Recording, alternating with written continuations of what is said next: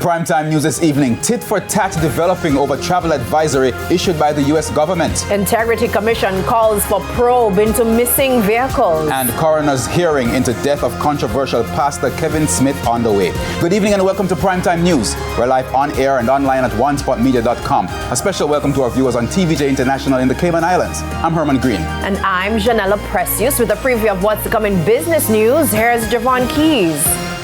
Well, Janelle, of course, we'll have those gas prices and some good news for motorists. I'll have the details a little later on, and some investments for Manchester, as well as some funding going to the JPS.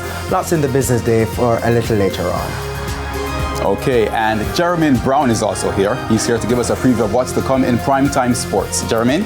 Well, thank you, Herman. Well, as you know, regional cricket has made a return to Jamaica, but it has not been their best opening day for the Jamaica Scorpions. We'll tell you about that and more a bit later on. And I just loved the weather today. Romain, when we're going to continuing this cool breeze. Much of the cool air is expected to remain across the area for the next day or so, but we are expecting some warming on the weekend. We're expecting an increase in clouds as well this weekend.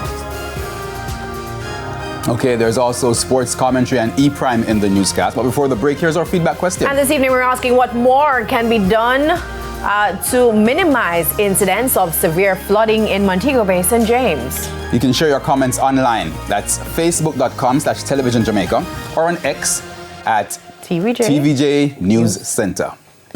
Please stay with us. Primetime News returns after this break.